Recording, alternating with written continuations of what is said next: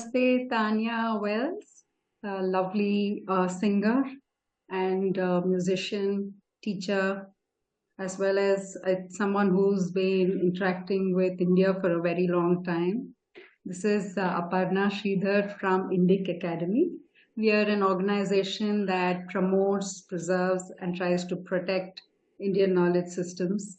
So that includes music, dance, yoga, Ayurveda, the Vedas, the Shastras, the whole gamut of Indian knowledge systems. And we have a Center for Soft Power that looks at Indians, non-Indians who are engaging with Indian culture. I see. So could you tell us a little bit, Tanya, about your earliest roots and connections with India in the Himalayas? Yeah, sure. So from the ages of, I was very young. First came to India at age of 6, and I came for schooling. It was actually an international boarding school in Himachal. It's the ISPS, International Sahaj Public School, and I was there for 3.5 years along with my sisters, and it was a wonderful experience for us. It's interesting to talk about it as an adult because people are very surprised, like, gosh, you were so young and you were living there without parents. But I really credit my parents' strength and courage and vision for our education because now being a mother myself, I can't imagine the difficulty they must have experienced to have that faith to actually, allow us to live in India for 9 months of the year and then return home for 3 months for holidays. And, they really encouraged us to have a broad education experience, and that included culture. Of course, we were learning Indian classical dance, Indian classical music alongside your basic school curriculum. So, from a young age, we were exposed to the Indian forms of expression, whether that be music, dance, but also meditation. The school was founded upon Sahaj Yoga meditation. So yoga was a very important part of our daily practice, and having this awareness of the full self, the physical, emotional, mental, spiritual self. And I think that awarded us a beautiful education because it really allowed us to feel confident about who we are as people at a very young age and made us very independent. And yeah, I just credit my parents for really allowing us to experience this wonderful childhood, really. And the school itself is beautiful, located at the foothills of the Himalayas. We were very much embedded in nature. I mean, Himachal, as you probably know, is not, of course, there are cities in Himachal. We were near Dharamsala was the nearest town, but we were very much, surrounded by mountains, the foothills of the Himalayas, and it was very inspiring. I still look back at that view of the school, and it's always a source of inspiration for my own creativity. And I still am in touch with many, many friends I went to school with, all of whom live in all different parts of the world, including India, but also Australia, different countries in Europe, the Americas, so on and so forth. So yeah, a very rich childhood experience. Why India, Tanya? Why did your parents, was there a connect for them too with India? Yeah, the connection was Sahaj Yoga meditation. So they both also practice the meditation, and the school was founded by Sri Mataji Nirmala Devi, who really encouraged this kind of ashram lifestyle in terms of, even how children are to be raised. It's very much in the collectivity, in the sangha. And that is something my parents thought was very interesting. Even when we lived in London, our home at one point was an ashram. So we had various people living in our house. And I think it's coming back into vogue now. You know, people understand that living in a community, having a wider kind of village type of social dynamic is beneficial for family life and beneficial for, you know, one's being. I mean, I speak to my mother now. It wasn't necessarily the easiest time. I mean, she was a mother of 5 children, and of course, it was quite demanding for her at certain times. But for them, they wanted us to experience it. They didn't know we would stay for. They wanted us to see how it would work, and it turned out to be a very positive experience for us. So we stayed, like I said, my sister and I were there for 3.5 years. My elder sister was there for 5 years. So, you know, it was a positive experience for us. And they thought, why not? You know, they obviously visited the school. They saw that it is just the vibes of the school were so penetrating and obvious, and they just thought, why not try? And yeah, I'm very grateful to them. I think the way you describe that land is something that I have fond memories of. I used to stay in Chandigarh for 4 years, Oh wow. and I think the treetops and the verdant nature is something that's not really associated a lot with urban India, and it's something so precious because it changes how the people who live there are too. The Mm. people of Himachal are not in a rush to go anywhere, I think, all the time, and more rooted to the land than perhaps the rest of the world, with rooted to the food they eat and the seasonal changes, they will follow that. So, in terms of music, Tanya, more specifically, was it only one kind of music that you were exposed to, or was it a range of music and you chose this form? Sure. It was a range in the sense that I mean, being in India, obviously the genres span an Indian genre. So, for instance, we mainly heard bhajan as children. We were mainly exposed to devotional music. Then we had lessons in Indian classical. So learning about sargam, learning about the basic rags. I mean, we were so young, right? So, but you know, still get an insight into how even bhajan is composed in various rags, and just get an insight into melody, rhythm. All the students were encouraged to play instruments. My sister took up sitar. I was playing harmonium. I think my other sister was interested in bansuri flute. All the boys were playing dholak and tabla, and you know, so that was really a wonderful, rich awareness of Indian musicality that we received at a young age, but also, you know, hearing music just day to day. I would say we also had a lot of Qawwali, you know, Sufi music, and we heard Bollywood, obviously. So, you know, there was definitely an exposure towards a vast array of genres of Indian music. But I think the Indian classical roots were taught, and then the bhajans were sung day to day, as many thousands, if not millions, of people do day to day in India. So, you know, especially in the morning for morning meditation, you know, we had a daily routine of waking up, taking our bath, sitting down to meditate, and then music was also part of that moment, you know, music, mantras, whether it would be chanting, saying the Ganesha Tavrishesh, or really working how sound as a power to bring us into a higher consciousness was very much encouraged. So, you know, that also was why it was mainly bhajan or devotional music, so that yeah, we could have that sort of spiritual education, as it were. So, now that you also know other forms of music, how do you explain the spiritual connect of Indian raga music vis-a-vis other forms of music?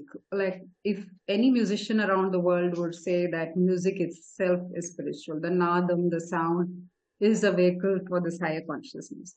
But do you think the structure of Indian music is such which makes it a vehicle for this kind of transportation? I think that's Mm. such an interesting conversation, and we can talk and talk a long time about it. I think the fact that the foundation of Indian classical music, both Carnatic and North Indian, have have a source of deep introspection in the sense that these rags are not just melodic forms that have randomly come together. They have been deeply meditated upon, and they have been passed down the centuries, down the generations, and various compositions have been formed out of these rags, and different rags have been discovered and put together.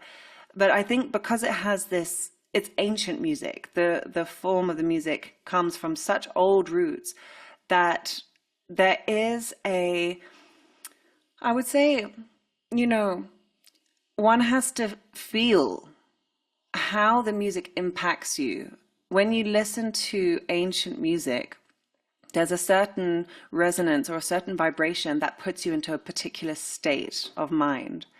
And I would say that in my experience, having learnt Hindustani classical music, being aware of it as a child, but then having learnt it as an adult, it puts me into a state of mind that brings me a lot of peace and brings me a lot of joy, but it's inner joy. It's not this sort of elated, party music where you want to go out and dance. It's really about coming into oneself and feeling the power of the self, of the Atma, of the spirit. And in that way, I would say it's spiritual because especially when you start to sing and learn a rag and then followed by its composition, you can really connect beautifully, not only with the music, but with yourself. There is a system, a subtle system of the notes and how the rag also has a very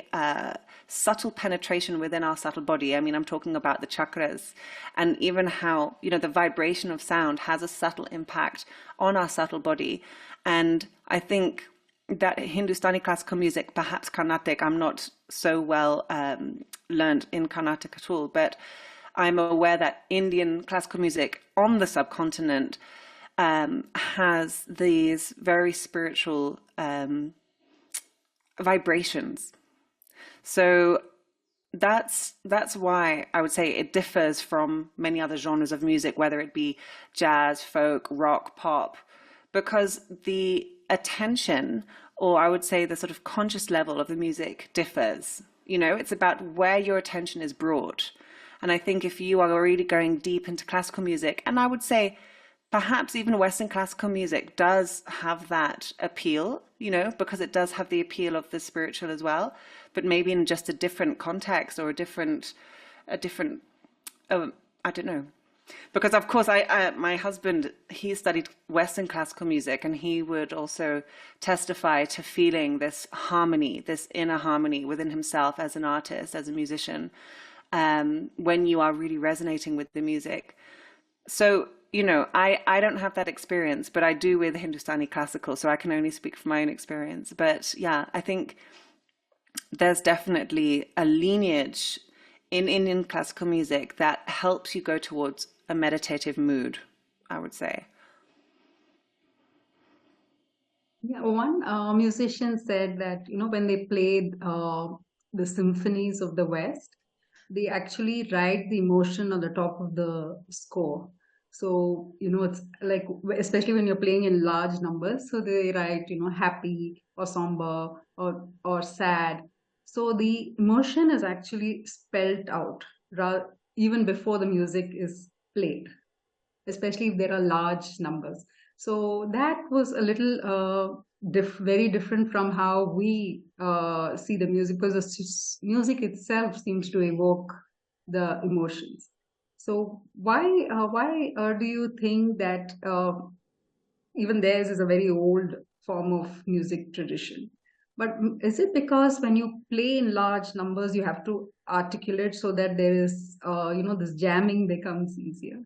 Yeah, I think that's right. I think that's probably the case because if you have a large ensemble or an orchestra, then to have a certain dynamic within the group, that probably needs to be articulated or expressed beforehand because, the beauty of Indian classical music as well is that according to the artist or the person reciting the music, whether it be an instrumentalist or a vocalist, they can make the same rag so joyful or bring in the pathos. It's about how it is expressed. Even the melody or the notes have are fixed or they have their flow, but it could be how the artist interprets it.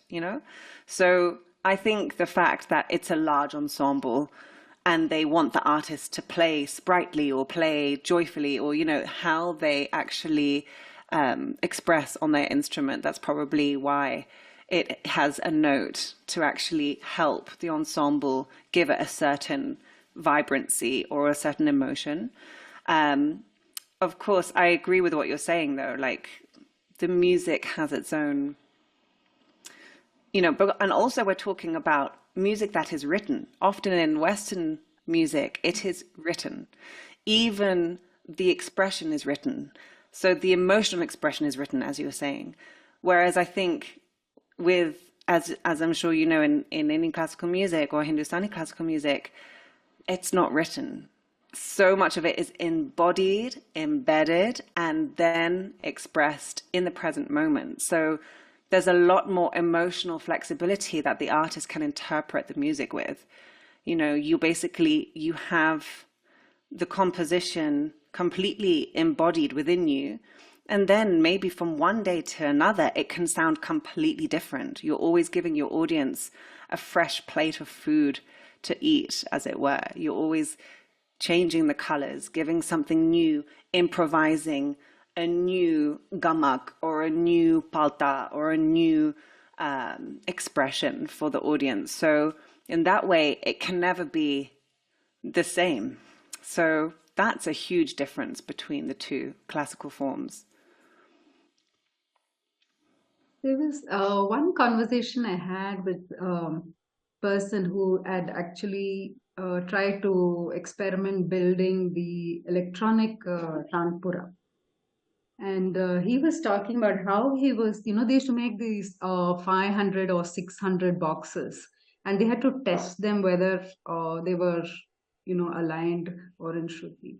So they had people in the room working with these Shruti boxes and had to switch them on from morning to afternoon so that to see whether it's working. And he said after 6 months, these technicians who had no knowledge of music had a perfect ear and a perfect Shruti. So is the Tanpura, which is now predominantly electronic, is that something as a musician you can hold on to align yourself with the higher consciousness that we're talking about? Because the Tanpura itself is supposed to be the primordial sound. It reflects the primordial sound. Mm. Yeah. I mean, it's so interesting because I speak to some of my own singing students about the importance of Tanpura, and some of them are put off by it. But I always say, the Tanpura is home. You need your sa, you need your tonic. The Tanpura gives you the sa, and the sa is your home. It's the foundation for you to then soar and explore the rag or the music. And that's interesting that you say that the people working with the Tanpura became pitch perfect, or perhaps, really were able to tune in to the sa. What is the sa? Of course, the sa differs from person to person in terms of if you're a vocalist or perhaps, an instrumentalist might play the sa on a different note. Say, many female singers sing from B, C, D, male singers from C, D, E, you know, so according to your own vocal register, your sa will change. But I think it comes from a lot of practice. And anyone who has had experience learning Indian classical music will have sat with their tanpura and zoned in to their sa. And it's, as you say, the foundation. So, you know, children, in order to get children to sing the note in pitch, it is, I've spoken to some of my friends, they said they spent years just singing sa, and it was frustrating because they wanted to sing the songs, they wanted to sing melody and really go into the composition. But the importance of really attuning your ear is fundamental in those early practices. And I think what's so great about Indian musicians is their ear. Their ear is so finely attuned, and the ear is much more specific, or is much more important than we were talking about Western classical music before, where a lot of the sheet music is read in front of you. So your eye is much more important in that respect. You have to be really, of course, the ear comes into play. Absolutely, it has to. You can't be a musician without having a good ear. But the eye is given the importance, whereas in the Hindustani classical music, the ear is king. The ear is absolutely fundamental. And the tanpura is the source of that foundation, of that home of the sa. Yeah. The thing about the ear is also probably rooted in an oral tradition. And one very famous musician was saying how her teacher would just sing once. They were not allowed to record or to write it down. At the most, she would repeat it once more. So they had just that one chance to get it right. Amazing. So Yeah. is that something we've lost, Tanya, because of the digitization of our world? You know what? I mean, that time, can you imagine a time before we had social media, and basically now everyone lives with a screen in front of them. Most people, right? We have access to our smartphones and computers and everything else. And for me, it's a matter of attention. That student who you just talked about must have had such an acute attention to listen to their teacher sing one line and repeat it perfectly. So not only is it about the ear, it's about our attention. And I do believe that our devices are always seeking out our attention. We're always being thrown images and sounds that are trying to grab our attention here, there, and everywhere. So our attention becomes completely in flux. And that is another reason why I think learning music, and particularly, you know, this Guru Shisha Parampara, listening to your teacher sing and repeating, I think it's so powerful for our attention, or for the attention for children, for instance, like children learning music, because it means that our attention span is challenged to be bigger and bigger and bigger and bigger, and become more and more attentive, so that we're able to execute what the teacher is singing. So you're absolutely right. I think technology has a lot to answer for in how our attention is being challenged and you know, constantly being taken. From this also follows this ability to multitask in terms of musical thinking. Like if you take the rhythmist and the konakol, which they recite, there are, they just to show off, maybe they talk about how they keep talam with both hands, or they're able to do all these complicated mathematical things for us. So in your own music, do you think you have the ability to do multiple things simultaneously? You know, again, it comes with practice. Konakol is so rhythmically rich. And again, you were talking about Southern Indian music, Carnatic, which is very, very rhythmically rich. I've been told more so than Hindustani classical, in terms of how the cycles can be divided and divided into more and more complex rhythms. Um, Again, I do believe that if you are given the opportunity to really work and practice, you can achieve that school of music or that method of music as well. It's about what we're exposed to as musicians or as artists. In my own experience, I was very much drawn to the voice culture and how melodic I found Hindustani classical music to be. Also, like classical music, I was always drawn to the melody and to the rag, as opposed to the tal or the rhythm. But of course, someone who is an instrumentalist or who is a percussionist will be interested in the dynamism of the rhythm or the permutations of the rhythm. So, but of course, even as a vocalist, you need to have a very strong awareness of rhythm and, come back to the sum and be able to improvise within a cycle of beats. So again, practice, practice, practice, really build upon that familiarity with the cycle and with the composition. It's a question which is not usually spoken about in Indian music circles, is about gender and music, Tanya. And there are very few women percussionists in South India, at least, and maybe I think so in the North too. But there's also another aspect to this, which one senior musician pointed out, which said that women, because of all our other responsibilities, being mothers and in care, in whose care we have young children, do not compose much. She said the composers are mostly men.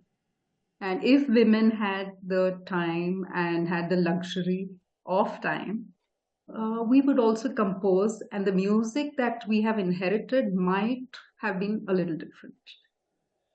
What are your thoughts on this? Well, I think it's a very interesting conversation. Now, being a mother to a very young 2-year-old myself, and I'm expecting another baby very soon. Oh, Um, congrats. Thank you. I completely relate to what your friend said about, or what the artist said about time. Time is everything. And I actually found myself reflecting on this recently, and I found myself being grateful for having given myself the time in my younger life, before marriage, before children, before responsibilities and duties and everything, to immerse myself in what drew me into life, what drew me to express myself, and that was music, right? So I had the opportunity to go to India and study with wonderful teachers in music schools, but also living with my teacher for several months to absorb. And I think if you have that grounding or that foundation where you can really just focus 100% on just your own craft, then whether it be composing or your own musicality, your own technique, your own singing, I think that has to happen at a younger age. It can, of course, you can take up singing later on in life, maybe after your children are older and you're not, their needs have been met, they're not, so you're not needed as such. Then you can make time for your voice and for your own craft. But yeah, time is precious, and I think we only really understand how precious it is when, duty calls, when we have to serve and take care of our family's needs. um so yeah, I definitely, I think it's a really interesting conversation. However, there have been extraordinary female artists on the Indian subcontinent who have performed. Perhaps they haven't actually been so public, right? But they have taught. So, even the daughter of Ustad Aluddin Khan Sahab, she had incredible students who, is it her name, Sri Devi? I think it's Sri Devi. Annapurna. Annapurna Annapurna. Devi, thank you, sorry. Annapurna Devi. Exactly.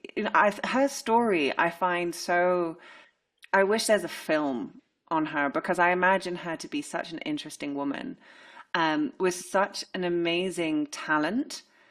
But then, it's like this. It's tragic as well because, there are so few recordings of her playing she played the Subahar sitar, the bigger sitar, no? And with such fineness and beauty. And yeah, I mean, most of her students also were men. So then again, men were expressing her compositions and, her musicality as they learnt her music. But yeah, I find there are some incredible singers also, like Kaushiki Chakrabarti, who is, a complete force for female vocalists now in India to, leading a life as a musician and as a mother and a wife and a daughter and everything else. So there are beautiful examples of female artists who are living the life of a musician. But yeah, I mean, in terms of composition, that's a really interesting one. I think, again, going back to this idea of having a village community. So if you're given this space where you can actually go off for some time and work, really focus on composing or performing, then if there's extended family to help with the children, that makes the world of difference. But yeah, majority of us don't have that luxury. So we just have to make it work as and when. Because composing, I think, comes mid-career when you got all your music training all set and you're ready to explore your own creativity. And that's when all the responsibilities increase manifold. You've also collaborated with Anoushka Anoushka Shankar, sorry. Shankar, yeah. I put an actress's name, Anoushka Shankar. So how was that experience? She's another phenomenal musician coming from a great lineage herself. How was it working with her? It was wonderful. It was a beautiful experience for me. We performed with each other several times. She asked me to come and perform at a concert that she held in Germany. And then later, there was the 100-year celebration of Indian cinema at Cannes Film Festival, which I was very fortunate to attend and perform alongside her.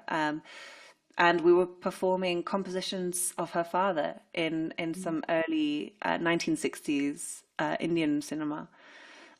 So that was a really beautiful experience. And again, she's also an example of a female artist who is juggling family life, touring, composing, album after album. I mean, she's extraordinary. And I think we can all learn so much from these, beautiful examples of women working in music and making music fresh and new and innovative. I think she's doing such interesting work, and it was an absolute pleasure for me to have that experience with her. Yeah, it was a wonderful, positive experience.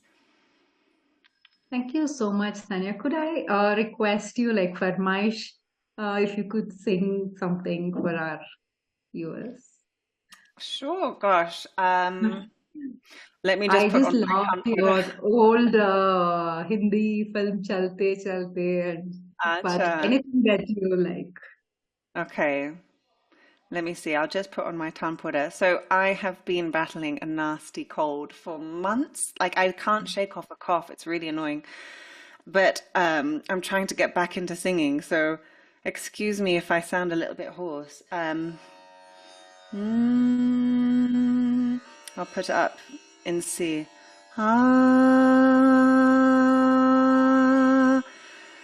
I'll sing a little piece in Mishra Charukeshi that was composed by Nusrat Fateh Ali Khan Sahab and taught to me by one of my singing teachers, Ramakant Gaikwad, who is a phenomenal classical singer based in Mumbai. And this composition it's beautiful because, with Mishra Charukeshi, you have this play between the major notes and the minor notes, and it just gives a really beautiful emotional journey. Savre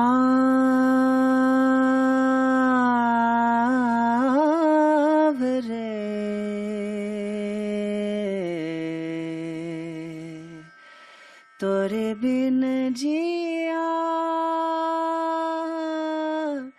जाए ना सावरे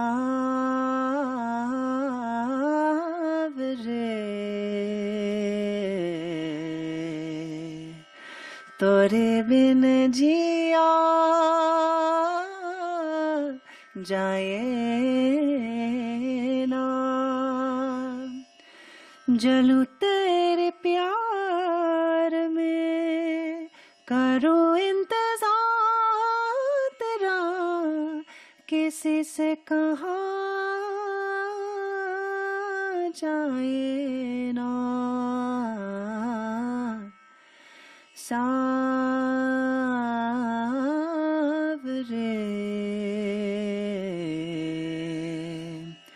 तोरे बिन जिया जाए ना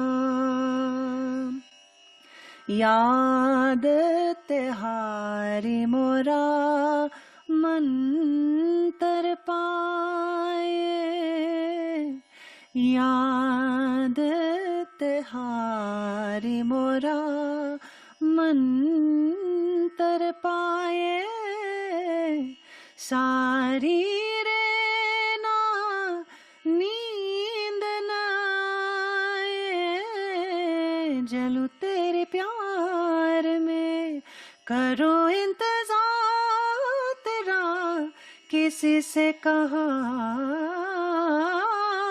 जाए ना सावरे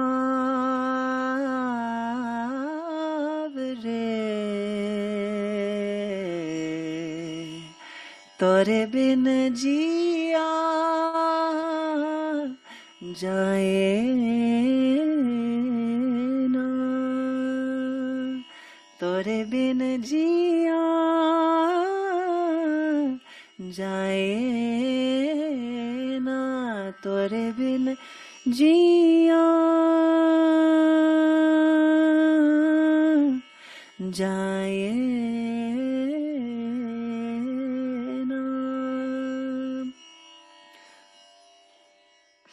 Thank you so much, So Aparna. beautiful.